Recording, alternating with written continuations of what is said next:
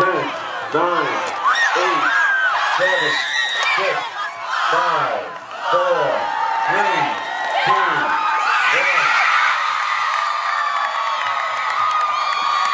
Final score, Westhill 2, Glastonbury 1.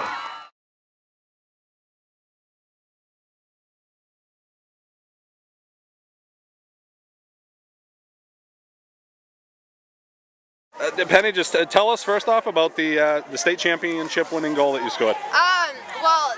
Well, it began from the goalie, of course, Jen Osher, and basically we brought it back from, Jen to her defense, to our midfield, and Tessa got it on her feet, and the clock was ticking. There's like a minute left. She played a pass to me, and I took I just shot it and prayed that it was going to go in, and the minute I heard everybody scream, I was just like, yes. You went down on the ground after you shot it, right? I was so happy.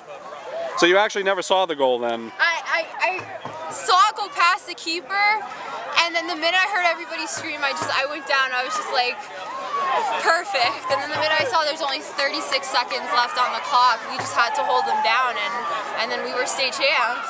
Talk about too how much you guys overcame. You were under so much pressure defensively, Definitely. and really you didn't get a lot of scoring opportunities. And just talk about how you guys overcame that to get that last goal. Well, we were definitely the underdogs coming in to the whole entire season to begin with, and this team, was an amazing team. We completely respect them, and we just took every single opportunity that we possibly could, because like you said, we didn't have as many shots as they did. So the minute that we had a goal scoring opportunity, we took it, and two of them luckily went in.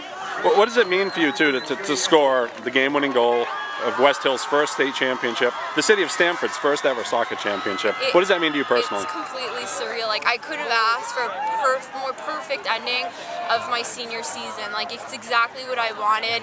I haven't been able to sleep through states because I've been so nervous for the next game, and the fact that I was able to score in semis and the finals, like, it was amazing. But I could have done it with the 10 other players behind me. I mean, talk about the pressure you guys were under defensively, and yourself as a goalie. I mean, have you ever played a game like this in your life? No, we played Richfield, who was obviously a really tough game, but they had nowhere near as many shots as Glastonbury's had, and they really are an amazing team. They scored 97 goals this season, and we held them to 1, so I'm really happy with my defense right now. They did amazing. Talk about the goal you did give up. I could tell emotionally it affected you a little bit, but how quickly did you have to put it behind you because there was still that much 20 minutes to play? My job is to let it go as fast as possible.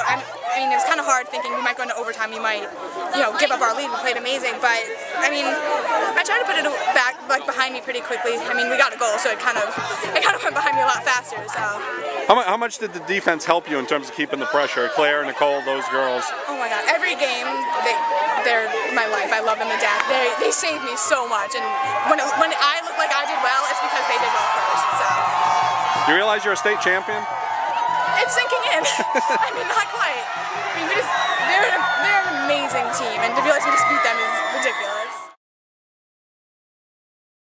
So just tell me, start with you, Claire, just tell me how much pressure were you and Jen and the whole defense under tonight? Oh, there was so much pressure because we scored so early and there was the rest of the game for them to score, and Nicole did an amazing job dropping back and covering when I screwed up, and we just were able to keep our cool and really keep the defense together.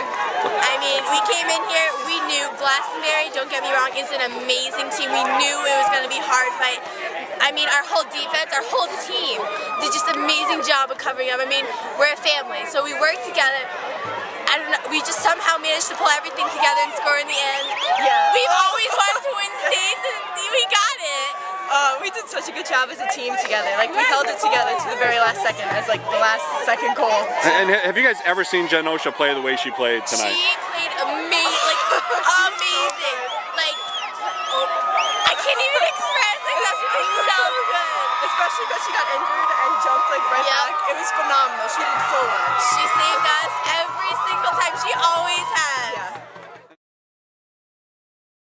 Yeah. Okay, you set up the game winner in the semifinal. You set up the game winner to become a state championship team. Just talk about that one goal and how you got the ball to Penny, and just take me through the play. You know, originally I usually play the ball back. That's what he teaches us. But in the last 30 seconds of the game, you want to get that ball forward. And I took the turn. Penny was wide open, so I played it over the defense, and Penny just used her speed. She finished that ball perfectly. Penny has one of the greatest work ethics out of anybody I know, and she just keeps going. That girl never stops. And, you know, she always tries when she's out there, and, you know, she's shined when we needed her the most. And, you know, that's what she's good at. She never stops. And when do you start thinking about repeating a state championship? Starting now. Getting ready for next season already.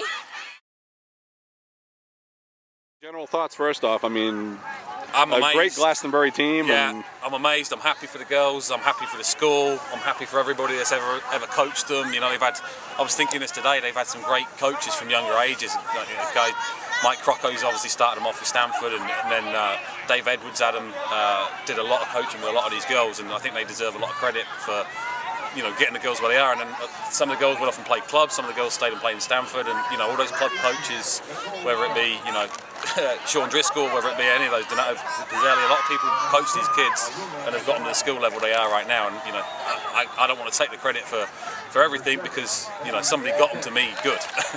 And, you know, Beachside are the same. Kids playing on Beachside, kids they were good players when they came to me. And just, you know, I was talking to some of the girls, and 2 years ago when they were freshmen and sophomore, you know, you had this big influx of talent. Yeah. Yet the team never gelled. How were they able to do it this year to put together this type of season? You know, because team bonding has been so key to it. I've said it all along. I mean, they've had great leadership, and it's more the leadership off the field than anything. You know, they've really kept them together as a group. You know, there was pasta party last night after we played Ridgefield. There was a sleepover. There's just something going on with them all the time, and it's not, you know, and that's great leadership off the field. It's different on the field because everybody does their bit and says their bit, but definitely, you know, the team leaders weren't saying, oh, I'm not doing anything tonight, I've got homework, I've got this and that. They found a way to do the homework, and they found a way to have a team event. Talk about Jen Osha's performance tonight. Amazing. Have you ever seen her play this way? No. She's had a great game. I just said to her at the end of the game, I mean, what a day to have the game of your life, and hopefully that'll give her confidence, because she beats herself up sometimes if she makes the smallest mistake.